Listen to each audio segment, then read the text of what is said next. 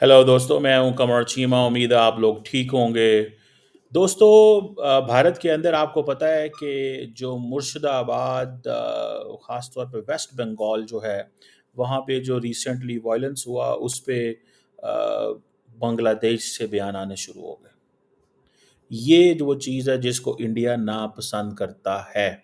और मैं आपको ये बताऊँ कि ये जो मुर्शिदाबाद है, ये एक पॉलिटिकली सेंसिटिव, एक क्रिमिनली पोलराइज्ड बेसिकली ये इलाका है।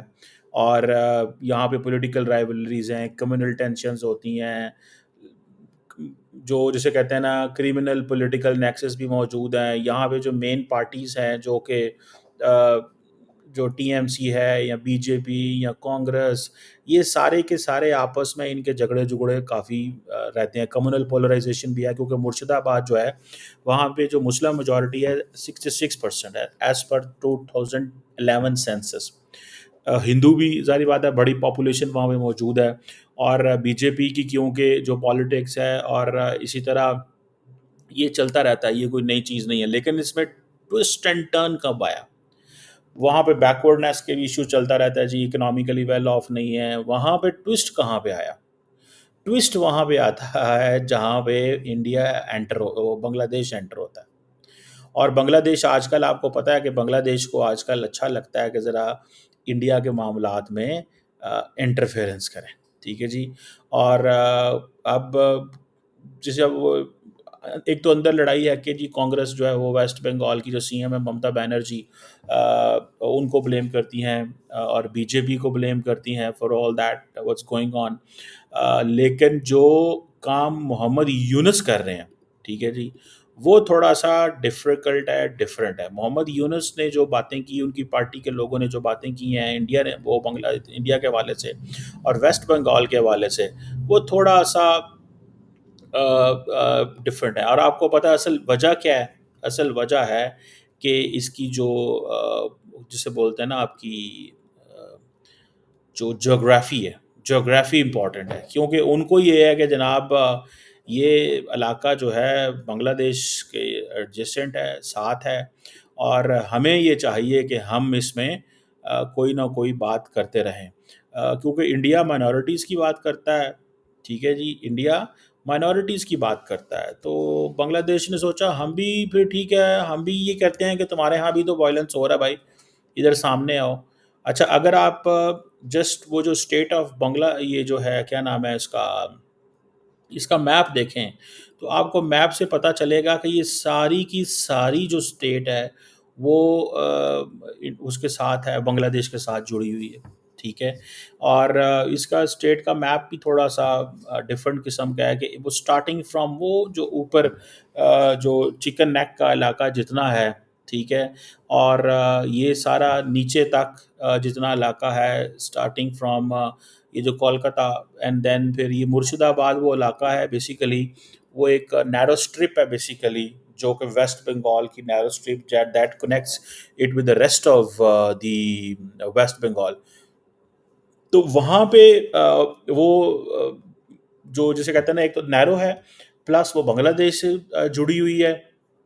तो मोहम्मद यूनुस एंड पार्टी ने सोचा कि हम क्यों ना इसके ऊपर कमेंट करें और इंडिया को ज़रा मुश्किल में डालें। इंडिया क्या कहता है? इंडिया कहता है भाई साहब, आप हमारे इलाके में बात ही नहीं कर सकते, आप होते कौन हैं? आपको किसने राइट दिया है हमारे इलाके में बात करो, हमारे घर के बारे में बात करोगे तुम? तुम कौन होते हो? ये अब इंडिया की एमईए जो है वो बड़े तगड़े-तगड़े जवाब देती है। और जायसवाल साहब जो हैं उन्होंने सीधा-सीधा कह दिया कि आप हिंदुओं की फ़िक्र करें वहाँ पे। सो मुझे ये प्रॉब्लम नहीं है कि इंडिया कह रहा है बांग्लादेश को कि आप हिंदुओं की फ़िक्र करो, इंडिया हिंदू कह रहे हैं, इंडिया बांग्लादेश कह रहा है कि आप मुसलमानों की फ़िक्र करें। मुझे ये मसला नहीं है, ठीक है जी। मुझे मसला ये है कि ये चीज़ चल पड़ी है। ये चीज़ चल पड़ी है, और ये चीज़ ख़त्म नहीं होगी, ठीक है जी। और अब एक तरफ आप देखते हैं कि जो एडवाइज़र हैं तौहीद हुसैन साहब, जो कि फ़ॉरेन अफ़ेयर्स के, वो ये कह रहे हैं इंडिया को कि आप हसीना वाजिद पे रिस्ट्रिक्शंस लगाएँ, उसको चुप करवाएँ, वो बोलती क्यों हैं? वो बोलती क्यों हैं? और ये उन्होंने एक इंटरव्यू दिया हिंदू अखबार को, इंडिया की हिंदू अखबार बड़ी मशहूर है। उन्होंने इस पे ये कहा है कि हमें जो जो हमें चाहिए, जो इंडियन गवर्नमेंट है उसको रिस्ट्रिक्शंस तो लगाए उसके ऊपर। और बड़ी हल्की और ढीली बात की है तौहीद साहब ने, बहुत हल्की। उनका जो लफ्ज़ थे वो ये था कि at least put some restrictions on her, वो ताकि वो बुरी बुरी स्टेटमेंट्स तो हमारे बारे में ना कहे, क्योंकि वो कहती है कि मोहम्मद यूनुस ने बांग्लादेश को नेशन ऑफ मिलिटेंट्स बना दिया, नेशन ऑफ मिलिटेंट्स बना दिया। तो वो कहते हैं भाई आप इनको तो चुप कराएं। अब वो क्या कहता है, वो कहते हैं जी कि जब डिमांड ही थोड़ी सी है तो फिर हसीना वाजद जो मर्जी करें। आप इमेजिन करें कितनी कमज़ोर पोजीशन पे बांग्लादेश खड़ा है।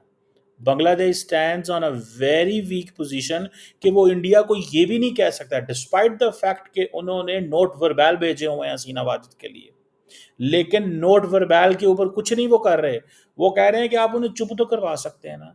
अगर आप ऐसे करें कि वो ऐसी स्टेटमेंट जो हमारे बारे में सेंसिटिव है वो तो ना दे, इट मीन्स कि बांग्लादेश की गवर्नमेंट की जो लेजिटिमेसी है उसको इंडियंस मानते ही नहीं है। कितना कमज़ोर वो समझते हैं इसको, वो बांग्लादेश को कितना कमज़ोर समझते हैं कि वो इसकी लेजिटिमेसी नहीं मानते। वो कहते हैं मैं हम आपकी लेजिटिमेसी क्यों माने, और क्यों चुप कर रहे हैं हम उसको, हसीना माजिद को बताएं, नहीं कराना हमने चुप।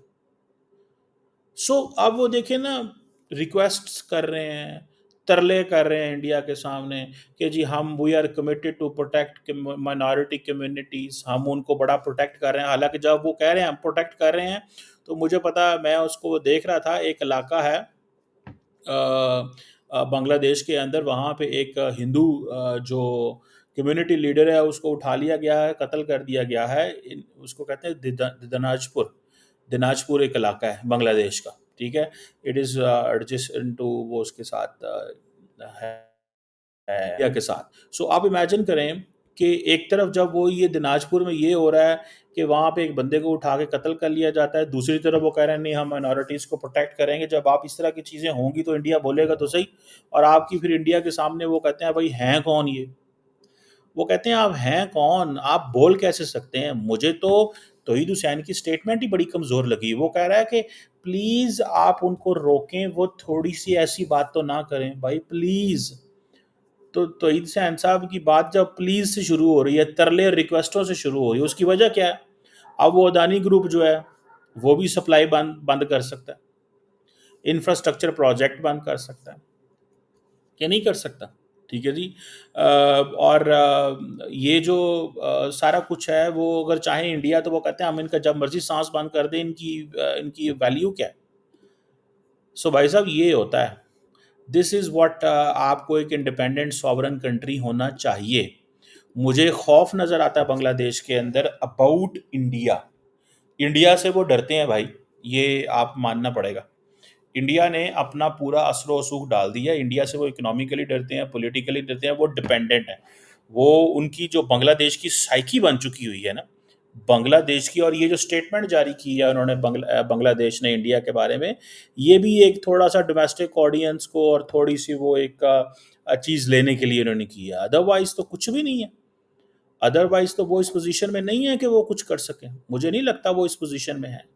दिस सीम्स वेरी इंटरेस्टिंग इस सेंस में कि भाई at the end of the day ये चीज़ जो है वो करने वाली है।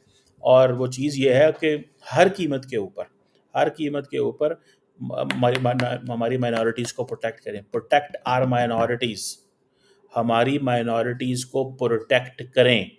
अगर आप प्रोटेक्ट नहीं करते तो देन आपकी क्या वैल्यू है और आप कौन होते हैं, और ये है और वो है। और उधर से रिक्वेस्टें कर रहे हैं बांग्लादेश, प्लीज़ हसीना वाजिद को थोड़ा सा तो चुप कराएं, और वैसे नोट पर बैल भेजे हुए हैं। आप बताएं ना, फिर डंके की चोट पे इन्होंने रखा हुआ है, डंके की चोट पे, डंके की चोट पे उन्होंने रखा हुआ है। ठीक है जी। और ये उन्होंने रखना है इसी तरह, उन्होंने छोड़ना छाड़ना कोई नहीं, उन्होंने छोड़ना कोई नहीं, उन्होंने डंके की चोट पर रखना है।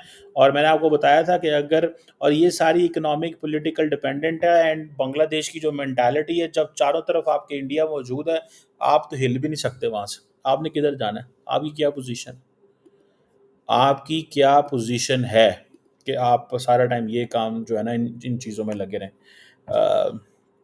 बहरहाल let's see how it goes and how it, वो जिसे कहते हैं ना, फर्दर एक्सपेंस, बट दोनों ममालिक एक दूसरे को अब माइनॉरिटीज़ के ऊपर बातें कर रहे हैं। वो कह रहे हैं मुसलमानों का ख्याल करें, वो कह रहे हैं हिंदुओं का ख्याल करें।